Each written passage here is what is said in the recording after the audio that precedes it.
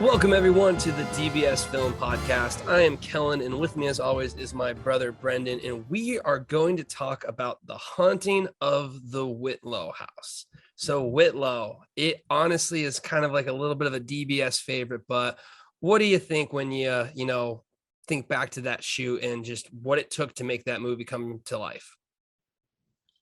Well, Whitlow, I think is still my favorite movie of the 9 that we've done. Whitlow has a lot of character. It's kind of like an 80s movie with a little bit of 90s horror cheese to it. It didn't come out anything like I thought it would, but it has a lot of character. It's got some pretty crazy locations, and it really was a fever dream to essentially shoot the thing. I would definitely say this was probably the closest to the Heart of Darkness in the sense of making it a reality just with what we dealt with. We'll get into more detail, but we didn't have running water. We didn't have air conditioning.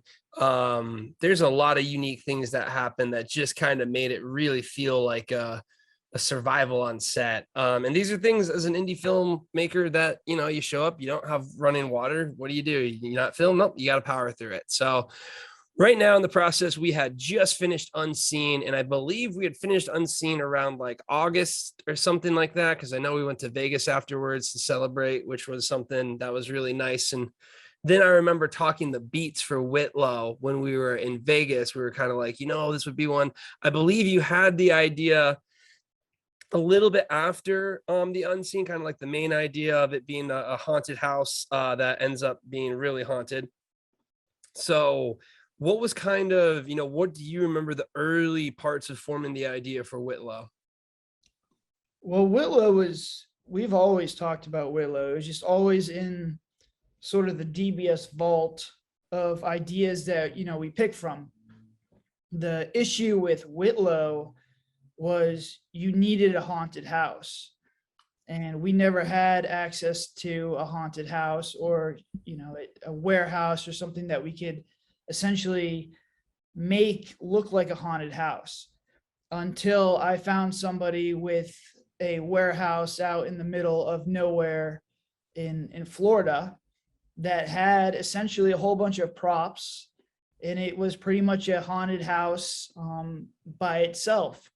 So the fact that we had that property, we took advantage of it, and we said, you know what, let's take a shot at Whitlow. And Whitlow it's a filmable movie. I would say it's the middle ground between Unseen, which I thought, lacked a lot of, location and production budget, as opposed to The Invited, which was, we just bit off, more than we can chew. So Whitlow was the middle ground. And the fact that we, had the location, I felt good about it, and, we decided to shoot it. I think, I definitely agree with that statement where it was sort of like the middle ground. We ended up kind of learning a bit or biting off a bit too much with Invited, and then we pulled back a bit with Unseen. And this one, it was one of my favorites when it came to the overall script concept. It really felt like it had a good amount of substance there. It's definitely something that we're looking to remake when it comes to, would you want to do that concept again with a higher budget, which definitely 100%. I think one thing that this is really important to bring up to a lot of indie filmmakers is location, location, location. Having a location you can film at and that you have access to is probably one of the most important things you can really do on a set. One of the major reasons for it is location can cost you a lot of money. So, if we're working with an Airbnb, every single day is adding up, and literally that becomes a good 20 to 30 to 40% of your budget, depending on how short or how small the rest of your budget is for other items. So that's something super critical. But then the other thing that's kind of nice with having a more flexible location is you can go back and refilm and reshoot that. So I think if any indie filmmakers out there deciding, what type of movie I can make, really look at what locations you have access to. If you have your apartment, if you have your house, if you have an area, if you have a shed, like all of those things, think about what location you can kind of film in, because again, that can be your major expense. And then one of the biggest issues is if you don't get through filming, then you might not have access to that location again. So we get done with the unseen. I think at this time I think we probably had the unseen and the invited up. I think we were filming this one. I remember it was like February or March, around that time frame. So I know we kind of basically took the rest of the year off after the unseen, because we did Gone, we did the invited, we did unseen all in one year, and we waited a little bit, and then we picked up with our first movie of 2018, which was The Haunting of the Whitlow House. So going into it, we have the location, which means sweet, full speed ahead when it comes to getting the script done, now that we have the biggest issue that we were lacking, which was just the ability to make a haunted house. Now, when we came to writing the script, I felt like this one, and I can't remember it because it was so long ago and going through, I feel like this one was really, really an easy writing process. I feel like we were able to kind of bang out the majority of the items, like the main pacing, but I think we mixed a bunch up when it came to like the dialogue and like the personal characters. So do you remember kind of structuring the beats and what that was like? Well, I think this one we really, you know, dove into trying to make sure it scares. So it had the pop scares, it had the tension scenes. We really took our time and tried to make sure that, this movie would move as quickly as possible. We learned from The Invited, which suffered, you know, as far as like earnings wise, just because it was a slower movie. The Unseen made a ton of money. It was our best performing movie, but it just lacked like a lot of beats in the movie. So we didn't want to make that same mistake. Like I was looking at the analytics, I looked at the data, and I could see where people were falling off while watching The Unseen. So we're like, all right, for Whitlow, we're really going to try get everyone on this train and just go as fast as we possibly can. If we fly off the tracks, that's fine. Because I wanted to see if people would, if things got crazy, would people stay and watch a movie? And for everyone, that's making indie film, the answer is yes. If you can hook the viewer long enough, you're pretty much going to have them all the way through the end of the movie. That is, unless, you have pacing issues or, the plot starts to fall off. So my advice would always be to be more aggressive with your film, as opposed to, having large dialogue scenes at the end, or really saving, character development to the end, where people will start to fall off. I think that's a really good point. And I think this also brings up one thing that we started learning, which is, you have to start understanding how the scene you write is going to play out on camera. And I think what we see when it comes to like the Whitlow House is, this was the first time when we realized, okay, you got to go over the top a bit, because, it's not going to be as clear as it is in your head. But more importantly, a lot of the downbeats that you have are not going to be as ideal when it comes to basically, how smooth they're going to be. So I think it's kind of that double-edged sword of, if you're not aggressive enough, your action beats aren't going to come off as good, so your beats aren't going to be there. And then on top of that, your down beats, which you thought, oh, this is like a real quippy dialogue or whatnot, that's not going to hit either. So again, rule one in watching a movie is, just don't be boring when it comes to the concept, the pacing, and those things. Because yeah, you'll be hooked on a movie that can captivate your attention, and it's something that you want to be analytical about it. You have to understand that, not everyone's going to sit down and say, no matter what, I'm going to finish this movie. Especially nowadays with all of the different content out there, people will give it a minute, 5 minutes, 10 minutes, 15 minutes. And, if you're saving your guns for the end of the movie, you might find yourself not having a lot of people by the time you get there. So I think one thing we did here, which we're actually looking at doing at the newest one we're filming this year in April, is we almost kind of had an intro that could stand on its own. And if you watch the Whitlow House, it is on Amazon, so you can take a look at that one. It's one of our favorites, as we mentioned. But really, the intro almost was kind of its own little mini plot with different characters to kind of set up the story. You want to talk a little bit about that? Yeah, I think when you're making a film, you have to choose or if it's an indie film, and especially if you're using the AVOD model, you're going to have to choose whether you want a quick short intro that is either shocking or, really captivates their attention and brings you to, a downbeat that you can have where you can develop your characters, or you can have an extended intro. And I think the extended intro is fine as long as you're, telling the lore of the story or developing your characters. I do see a lot of movies where the intro is very long and slow and doesn't really add anything to the movie. And then you're, 7 or 8 minutes down, that are difficult to get back. So I think you have to develop something, you have to develop the lore. And then obviously you have to have like something shocking or, something to grab the attention of the viewer. And I think we did a good job with Whitlow. It explains, it's a whole bunch of kids walking through, they break into the haunted house and essentially walking through the house, exploring it. And as they're going through it, they're explaining the lore of what happened to the, on the property. The people went crazy. There were suicides, there were murders. So you're kind of, getting into the feel of what we're trying to develop. And we don't need to go back to that later in the story. And then obviously it ends in a crazy stabbing sequence. But I think overall it was solid. It kept the viewer's attention, and is one of the reasons that Whitlow performed as well as it did with AVOD.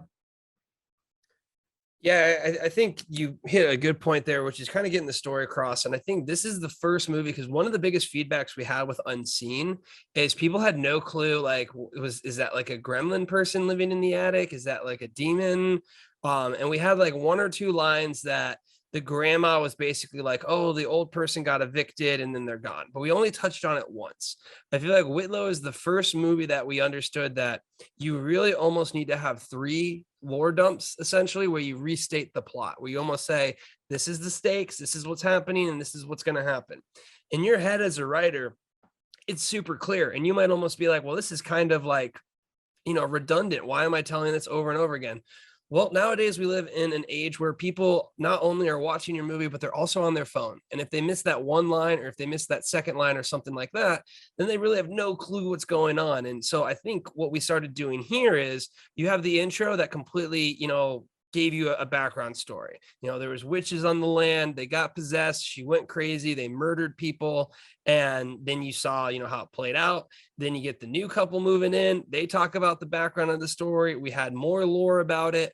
We had a psychic come in. So it's really one of those things where try and at least state pretty clearly, especially in like a horror movie, again, if you're making like a thriller or something deep and you want to try and, navigate that plot, but just know you're not going to get that many eyeballs. If you're in a horror setting, really just try and explain what that plot is directly. And we usually have one character just explain to another character, here's what's going on. So do you think that was kind of like a factor in shaping just the overall beat structure for this one? Yeah, I think so. Because looking back on this one, we were looking at 13 beats in the movie that were about 8 minutes long. So my goal was to make almost like 8 little shorts and stack them on top of each other and try and create a movie. And if you go back and you watch Whitlow, you can kind of see that the movie does feel kind of blocky. It doesn't really flow as well as some of the other movies that we've done. But the good news is that, each little sequence started with a hook and ended with a hook. And I think that was really powerful, and it's a very big learning moment to, create a movie that people will watch, that essentially is unputdownable, that you can understand it, even if you're watching with your cell phone or, on your iPad, or you have it in the background, you can understand what's going on, and each, sequence builds up on each other. And I think one of the harder things to do is making sure those sequences build up with the proper tension, so you get rising tension. One thing we're still struggling with is, sequence 3 is more intense than like sequence 6. So it's like, it's difficult to make, that rising tension, like a movie like Heredity or like an Ari Aster movie. they're very difficult to do that, but at least, we tried. At least we kept it entertaining.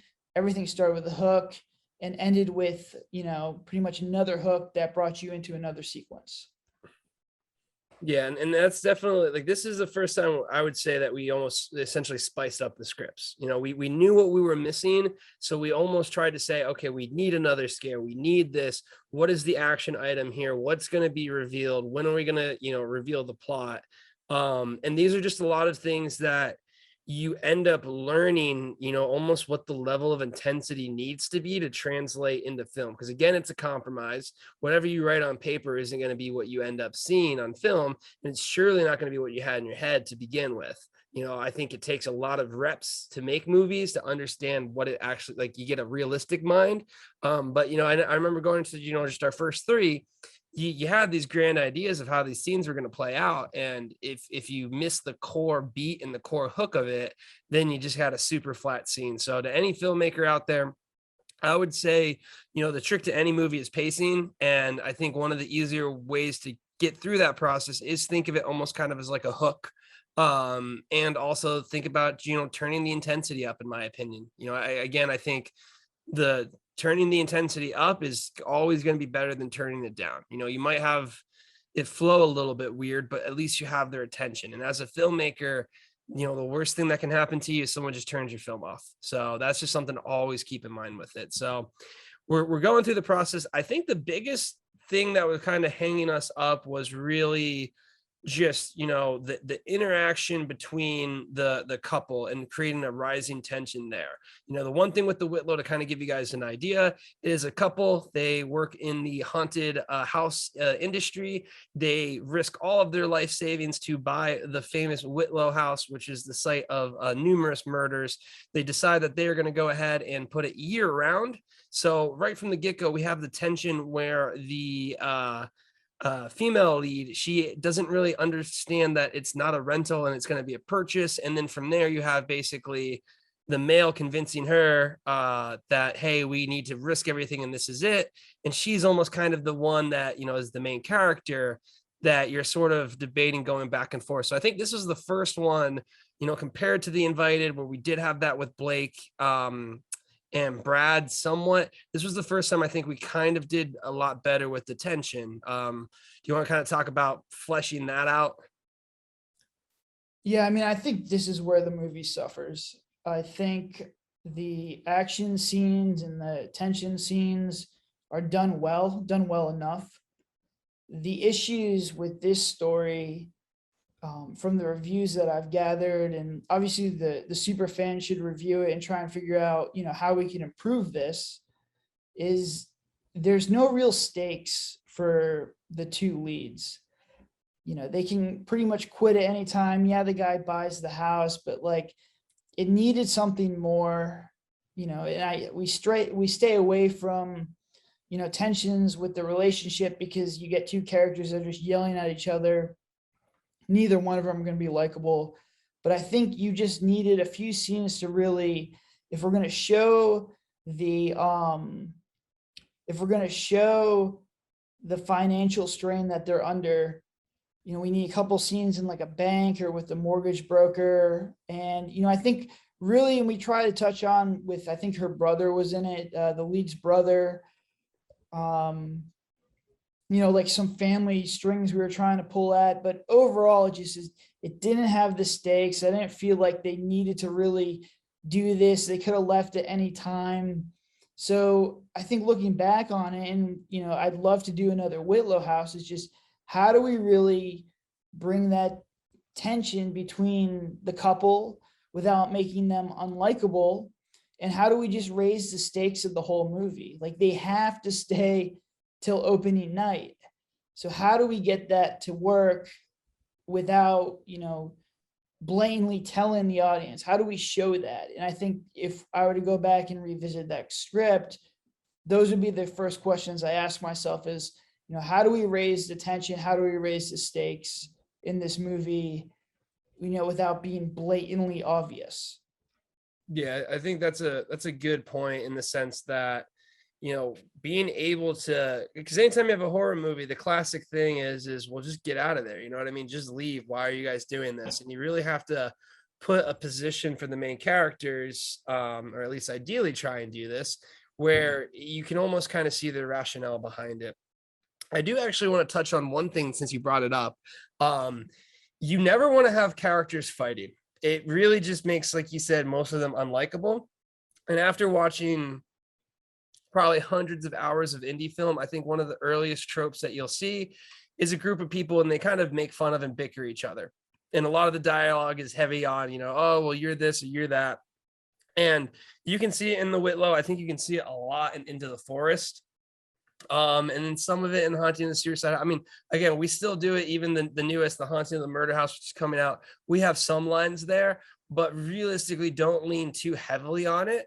I think it's a way that people try and use like aggression in dialogue to make it more action, but really it just comes off as like, man, these guys are just whining a bit. So I think that is one thing that I would check, just because I've seen it a bunch in indie films, is make sure your characters, if someone's just constantly making fun of you, would you really hang out with them as like a group? And you can see a lot of indie scripts kind of fall into that pit hole, because again, this is the hardest part when it comes to writing, is just figuring out how do you navigate these downbeats, how do you set the stakes, and how do you do things like that. So we have the script done for the most part. I think we were really happy with the scares. I mean, going back to, I think this was the one that we really looked at it where the scares were almost kind of like checkpoints to make it to. Did you kind of feel like that? Yeah, the one thing that changed with this one is this is the first one where we did heavy pre-production. Every single scare that we did, we took a day and we really tried to make it as good as we could. We tested it extensively. I was working with a new DP at this time. So I think one of the reasons that Whitlow was successful is we put a lot of time into pre-production, and then working with a new DP to get his vision to align with mine. I was pulling clips from other movies, things that I've seen that have worked well. And, we were trying to recreate them or, put our own twist on them. And I think that really worked with not only pre-production, but just making sure myself and the DP were aligned on exactly what we were trying to do. So the funny thing with the pre-production stuff is some of it turned out better than, when we actually shot it.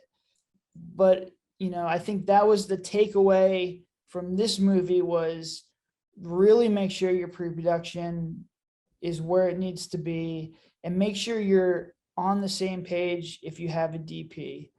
The less you guys, not fight, but the less you guys you have conflict on set, and the smoother the shoot will be if you guys have an aligned vision, or at least you've done the scenes before, practice them. So you're like, all right, this is the wall wash scare scene. We've done it before. We're going to do it again, just in a new location. Yeah, that's such a critical one. Every day of pre-production that you're able to do, I think, is almost like saving you an entire day and a half on set, just because it really does allow you to instantly go into something. And I also think the thing is you have confidence on set, so you can manage your time better. One of the things is if you're going into indie film for even the first time, and you just don't know how long things are going to take. Whereas if you've done a pre-production day and it took us about 4 hours to get kind of all the coverage that we want here, we know what we're doing now, so we could probably knock this one out in 3. Well, then you can kind of plan your day a little bit better, and being able to just at any point in time, being able to take a look at your current shot list, what you have, where you have free time and remaining time, and you can shuffle it. That's just going to make you so much more dynamic on set. So I would always recommend looking into any kind of pre-production. So we got the warehouse, and I actually do want to talk about the warehouse a little bit, because it is a unique setup there. Really what it came down to is a friend of a friend mentioned that there was this pretty much abandoned warehouse out there, out in the middle of Florida. There was a house next to it, and then a little bit down the road from the house is like this man-made warehouse. I don't know, how much to code anything was there, because it was kind of, just very, very basic system. But it was like this giant party house that someone had built. It seemed like a swingers pad for the most part. And it just really was odd. It was an odd setup. It was an odd location. It was 2 stories. I might post the video in our Discord about like just what it looked like walking through it. But it really was unique. And we didn't film too much in the warehouse. We filmed mostly in the house next to it, but the warehouse did give us the long hallways to do the scares and those things. And then we also had the kill room in there. But this again goes back to having the locations. But I think really the main point I want to kind of stress here and get your opinion on is, what's it like to improvise when you have just, a location, and how important is it to be able to change your script to just match what you actually have? Well, when you're working on an independent project, you don't have the luxury of, you know, picking the property that's like in your head. We work with location scouts that Orlando provides us, but for the most part, we do it ourselves. So that's just asking friends, family, do they have a property that's, that we can use? And then we go through like other sources. But you're never going to have, your dream property. It's just not going to happen. So a lot of our movies are tailored to, one house, one location, or, the properties that we own. When you get something like the Whitlow warehouse, you got to take advantage of it. And so I did have the opportunity to scout it and, change the script so that it could be shot in the way that, I wanted it to do. And I think that's about the only movie where I've actually had, been able to walk through a property, take a couple days and really try and figure out exactly how we're going to shoot this thing. Because the warehouse, it was like a maze. There was no rhyme or reason to it. Like Kel said, it was 2 stories. There was like video game arcades in there and all this weird stuff. So, to figure out how to get this, what scenes we wanted to shoot and how we wanted to shoot them, it was a cool experience. And I think it allowed, us to be more efficient when we started shooting it, when we did start, get the cameras rolling. I think that's definitely, something to look back at when you're writing a script, especially if you're going to be the one filming it and, getting it to that final point of making it. You really just have to accept that you have to be flexible. Don't be like, oh, I need this house, or, oh, I need it to look like this, or, oh, I have to have that, because you're only putting more obstacles in your journey to getting this thing done.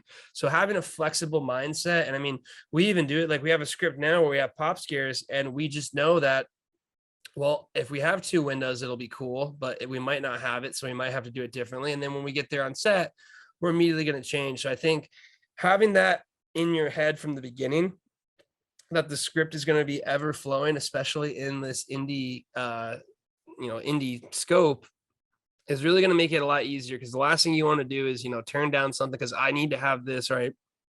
I need to have that. That'll continue to pile up. And then before you know it, you're so bogged down and just that it's holding you back from actually making the movie. So we have the location. Let's go ahead and hop into the kind of the casting element to it.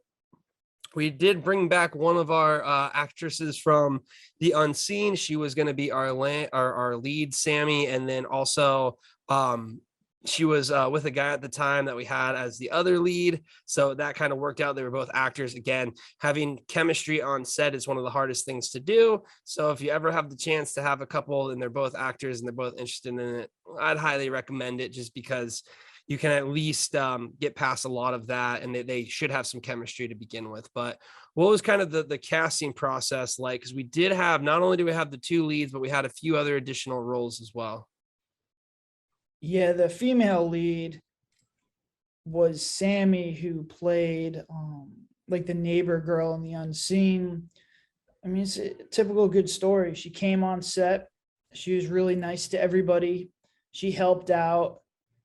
And, she just really made a role for herself, in the upcoming film. When I was looking through the people that we were trying to cast, I reached out to her. I said, hey, look, you did a great job.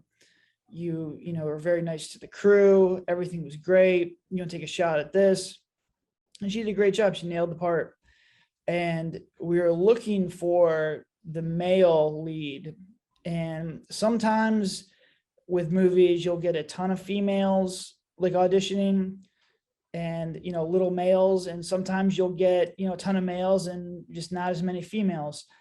This one, we had like maybe 15 or 20 dudes audition for this role. And we needed someone really good to work with her.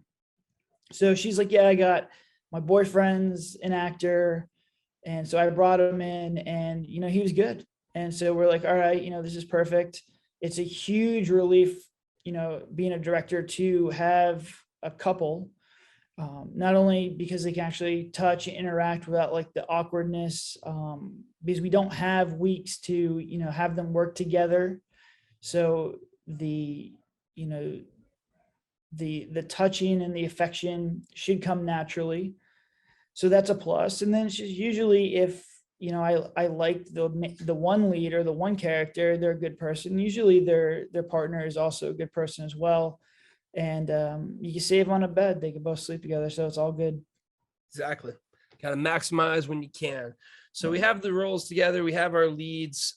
We have a few other candidates as well. But I think, I do want to chime in again on that. When you do have an opportunity, really try and just be as helpful as you can on set, as friendly, as motivated. These are all things that really stick out to us. And they're going to make it so that we end up, just reaching back out to you. And we have had it multiple times, whether it's our lead characters, whether it's side characters becoming leads, whether it's, we got Reggie, who he was the realtor in this one, and he's been back in like 3 other of our movies. He was Joe in The Girl in Cabin 13. So it really is a testament to, if you are an actor, if you are anyone on set, your job's twofold. Your job is 1, to perform, number 1, but 2, your job is really to network and, befriend people and basically just prove that you're willing to, be about this type of filming, because it's really, really tough. And there's not a lot of people that can actually really do it. So if you can show that you can, and you have that attitude, it's really gonna be like the best thing that you possibly can do. So we have our cast, we have our location. Let's hop right into filming. I remember day 1 pulling up, we had our U-Haul and we did our opening montage. And honestly, I would recommend starting with a montage. It's a good way to kind of kick off the filming process. What do you think about that? Any scene that you can get your actors to move around a little bit, whether it's running or walking or tracking shots, just to loosen them up a little bit is always good. Just get a little adrenaline going. They usually day 1 will come in, they'll be a little stiff. So it's always nice to just ease them, into the process. We had a bigger crew on this one. So, there's a lot of people, watching them. They didn't have a ton of experience behind or in front of the camera. So really starting them off with something as basic as just unpack these boxes, go out to the U-Haul, remove the boxes from the U-Haul was, just an easy thing for them to do, loosen them up. And then I think we started to do some more dialogue heavy stuff as the night progressed. Yep. And again, you get momentum on set. So being able to knock out a montage, get that taken care of, check that off of your shot list, it allows you to really just kind of build up. And that's definitely something we recommend, is starting off with that. But then again, you got to get right into, the more important scenes, make sure you don't miss those, make sure you have timing for that. So as we mentioned with location earlier, there were just a few little caveats that were fun about this one. One, we had no running water at the house. So we were showing up to the house. We weren't staying there. It was far enough for everyone to kind of drive and show up and get there, which was nice. But with that being said, no running water means no, running toilets without having gallons of water. Anyone who's in Florida and is used to what that might be like, and you have to kind of store your water. It's just interesting on set to basically take care of those little things that pop up. And basically what happened is we showed up, the water was working when we were scouting it, but by the time we got back, the water was no longer working. So these are one of those things to expect. Do you have anything you kind of want to comment on, just, the overall set conditions and how they might affect just the entire filming? Yeah, this one was weird because, when I talked to the guy and we had agreed, on payment to use this property, um, he was very responsive and, he was answering emails and my phone calls. About 2 weeks before shooting, he kind of fell off the grid. So I was already looking at backup spots to start shooting because we had, all pre-production done. We had all the actors done. And, I think about 72 hours before we started this one, he reached out to me. He's like, hey, I'm out of the country or something like that. He's like, but I left the door unlocked for you. So I was like, all right. I showed up. I didn't know if that door was going to be unlocked. We had a U-Haul truck. We had all the cast. We had all the crew. I had rented all the equipment. And I remember just going and I was like, man, if this door is locked, we're screwed. But it was unlocked.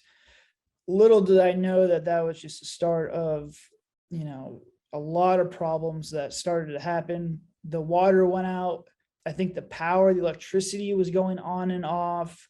There was no air conditioning in either the warehouse or the house. And I just couldn't get in touch with the guy who owned the property. So we were just kind of like, all right, we just got to power through it. And it definitely, like I said, Heart of Darkness style. When a shoot goes like that, you have nothing to do but power through it. And this is kind of just a testament to the things that are going to happen on set. You're gonna find these issues that might pop up here and there. And again, how important it is to make sure you have a location, just having the freedom of the location, knowing things are set. Now we really do look at having basically like renting out an entire house for like a week or so, making sure it's spacious enough for everyone to sleep in, just so you don't have those random wild cards that pop up. Because again, that door being locked, well, there goes thousands of dollars just from that. We literally probably would have tried to break into it just because, there's nothing else you can do at that point in time. You have to make the movie, like you have to do it. So these are just little things, expect the unexpected. I'll never forget when our DP figured out the water was off. It's one of those things where you look back at it and it's kind of funny to laugh about and be like, man, we pulled it off. But these are real things that happen. You just might not be able to take care of that. So we're getting into day one. I can't quite remember the order that we were shooting, but I think we did a lot of the mellow stuff day one. I know we did the montage. I think we did the pizza and beer scene. And we like to call the pizza and beer scene basically that character development scene that you have. Almost every single movie has it. It's usually like scene 3 or 4 where they're kind of talking, they explain the plot a little bit, you get the first tension of maybe we'll make it, maybe we'll not make it. So that's kind of the development for it. Any takeaways from just those types of scenes that we were filming? I mean, those are the most difficult scenes to film.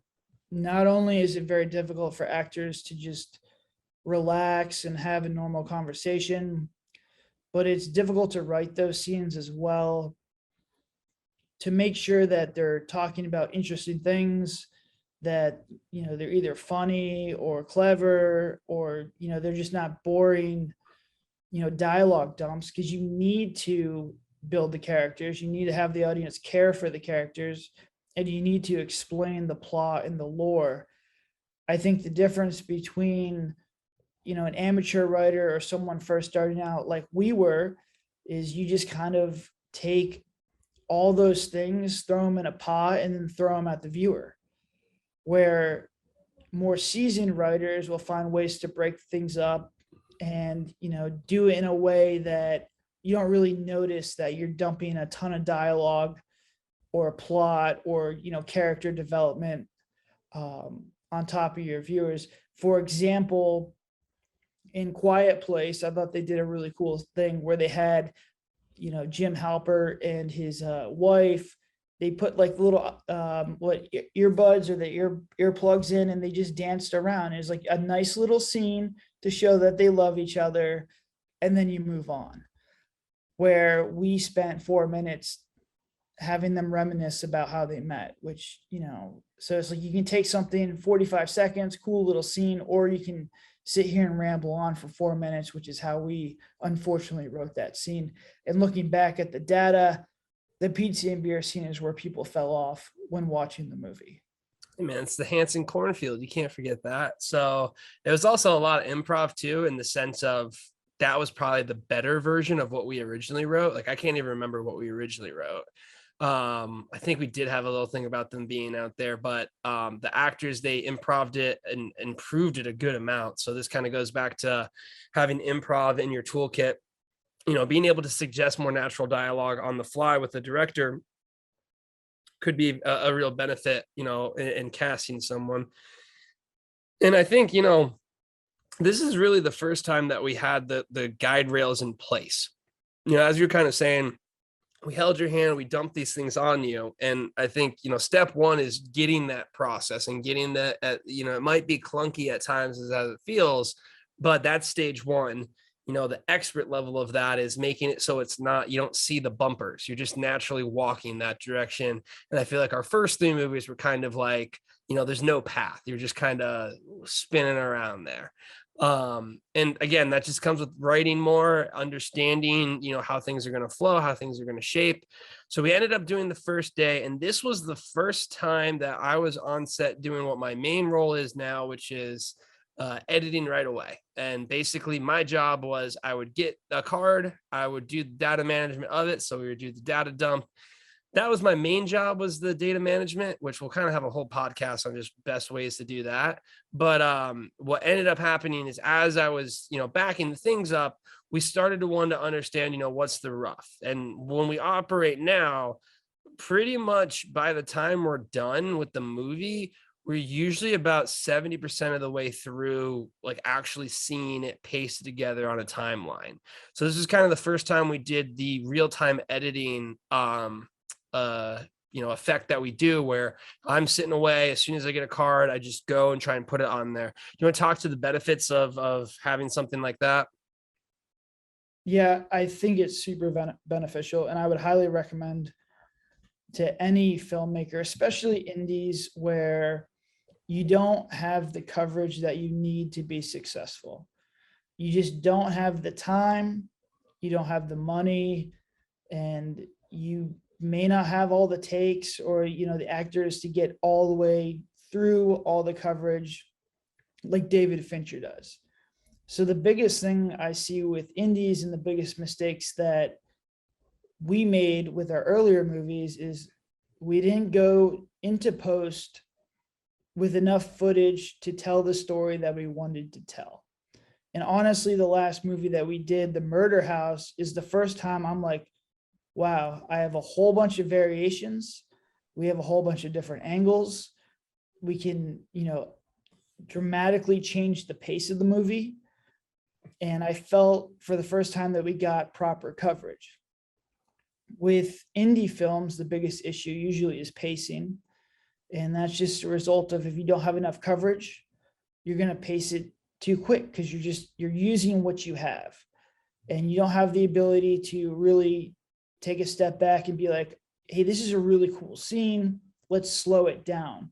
If you only have 2 takes here, 1 take here, 1 reaction shot, you're not going to be able to craft that scene properly. So, you know, when you look at a lot of indie films, you'll see a lot of like scenes that just go really like they go by too quickly. And then in order to get to that hour 20, they'll have longer takes, or some scenes that, you know, could be cut down. They can't cut them down because they're going to be under their runtime. So having someone edit, you know, I could just go to Kel and be like, hey, I don't feel comfortable, or I don't feel confident in that last sequence. Can you just double check to make sure that we got everything? And he's not doing like a complete edit. He just wants to make sure we have a wide, we have, you know, the 2, you know, 50 millimeter shots, so that are like chest up, and maybe a couple of reaction shots. And he just wants to do a quick edit to make sure no one's eye lines are off, or they're doing something completely different that's not going to cut together. And when he's like, look, the sequence is good, you know, we can move on, and I feel comfortable. And you also want to make sure there's no issues with footage. We had a lot of problems with footage in this movie. There was something wrong with the sensor. There was a green hue showing up in a lot of shots. There's a lot of grain in a lot of shots. I'm not really quite sure because we never experienced this before what was going on, but that would have been something where, I go to Kel and he's like, hey, there's something wrong with this picture, and we'd have to go and reshoot it. Or, audio issues. If there's a mic bump or, there's some kind of problem with the audio, he could quickly be like, hey man, like the audio is not good. Let's just take the time, don't break down the set, and just redo it. And having that kind of feedback not only gives me confidence that we're getting everything we need to, but it also, if there is an issue, it could be, brought to light before breaking down everything and then resetting it back up. Because if you do that, it's going to take a lot of time to break down a set and redecorate it and start shooting again. Yeah, I highly, highly recommend, if you guys have an editor, if someone is, doing that. And again, like Brendan said, my goal is not to make a full edit here. It's basically taking a look at that wide, taking a look at the cuts we have, taking a look if there is, first off, any major issues. Was there any audio? Was there any visual things? Was there anything that we didn't catch that immediately disqualifies the footage? Because there's nothing more painful than, doing this afterwards and finding out you can't use the shot. That's super critical.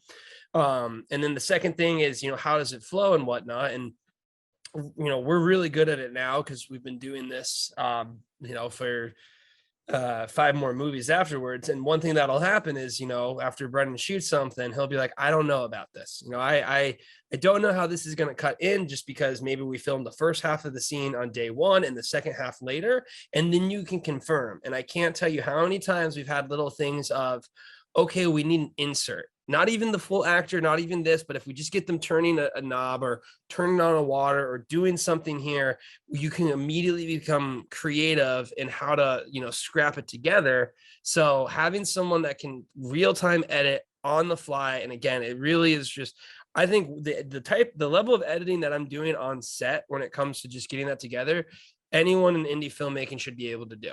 It's watching the footage, it's making sure it's good, it's making sure that it cuts together, and then you're done, and then you move on. And what's really nice is, as we get to the end of the shoot, and again, I'm usually a masked villain or something like that, so I have my other roles and I can't focus all of my time on editing, but usually by the time we get to the end of the shoot, I have like 75% of that movie, and we can essentially feel where the points are, and we can say we might need B-roll here, we might need an additional shot here, we might need different coverage. I mean, just on the haunting of the murder house, we completely redid the opening scene. I mean, that was something where I think you're just kind of shaking off the rust or something like that, but we basically looked at it and we're like, let's just reshoot this whole thing. It's better to just redo this now while you have the time, because you have no time on set for any additional things that you can do. And because of that, you got to maximize. And having someone that can actually watch the footage, I can only imagine, I would say there's a vast majority of filmmakers that when they finally take a look at the footage that they had, it is just a complete horror shock for them, and they don't know where to go because they weren't really prepping for this. They weren't really watching any of the footage. Whereas when we're done and we're going to the rough edit, I mean, we basically have the structure in place going into our rough editing. Yeah, I think it's super valuable. I think it's something that you guys should really try and figure out how to make it work. It doesn't take a lot of skill. It's just mainly making sure there's no visual problems, there's no audio problems. And, if you watch a lot of movies, you understand how things cut together. You need the wide, you need the close-ups, you need the reaction shots. And then the benefit is when you're off the shoot, you hit the ground running in post. You don't need to go through a ton of stuff to just get an idea of, just get something on the timeline. That's the first step, is just get something on the timeline. And then you just need to constantly just go through it and hone it and chisel it and really, get down to the final product. I think a lot of indies struggle with just getting something on a timeline, being able to take that and getting feedback from it, showing to their friends, showing to their family, and really figuring out what the issues are with that movie, instead of just sitting there and watching all the clips and then slowly putting on the the timeline, and then, trying to make it perfect, when really the first 3 or 4 passes of post should be just trying different things and just trying to make, some kind of, basic story so that people can try and figure out the pacing. Then you can go in and fix up the cuts. Then you can go in and fix up the sound. Then you can go in and fix up the color. Yeah, I cannot agree more. If you are trying to make scenes perfect, you are going to drive yourself insane. You got to finish the movie, and then you got to figure out how you can improve each one of the scenes with it from point A to point B. And again, this is when I think Whitlow was the first one that I really took a major role in editing. And I would say now it's probably, if you look at hours wise, since Whitlow, I probably, between this and then also the marketing business that we have on the side, probably 3, maybe 4,000 hours of editing. And realistically, it's not hard stuff. It's just, you understand where things are going to, fit. You understand where things are going to cut. And the biggest thing is, I almost kind of like a challenging scene sometimes. I say this, but then I also look back at some of our more challenging movies, and during the time, I don't think I'd say it, but there's something that's pretty, it's almost like solving a problem. How do you get this to flow? How does this work? How does this cut? And, with the Haunting of the Murder House, it was much more fun problems, which were, how do we get the best of this? But these are all things that, if you prep yourself to, when I sit down now and I'm on set editing, I mean, I can bang through a timeline and I can understand exactly where it is. Now, again, me and my brother have been filming for a while now. We've been working together for a while. So it really is something where, I honestly understand that his second take, so the second take that he has from the end is going to be the best one, because he always does one for safety. So that's usually where I look for the first one. And then from there we go in. So you'll get used to those things, but that's one of the biggest things I recommend. I think that is the most beneficial thing you can have, is someone just editing on the fly on set. All right, and that's going to go ahead and wrap it up for part 1 of the Whitlow House. When we first started recording this, we thought it would only go to about an hour, 15 minutes, but we ended up having a lot more about the post-production and all the struggles that we went through. Also, how we ended up monetizing it. So there's a lot of really good stuff in part 2 as well. But we decided we go ahead and break it up. So with that, we're going to go ahead and end this first part. As always, guys, you can find us in our community online. Number one spot to find us is going to be our Discord channel. It's where we can post all of our content for you. We have a lot of really cool things going on there. We actually do a free viewing of one of our movies every single week on Mondays on Twitch. So that's really cool. Again, we want to do a lot more stuff for that, especially to the fans that join us now. We're really looking to grow. And as we scale, we can hopefully get you guys a lot of cool perks with it too. So if you are interested, feel free to go ahead, find us online on YouTube, on TikTok, on Discord mainly. And, we definitely want you to join and have a good time with us. So until then, have a good one.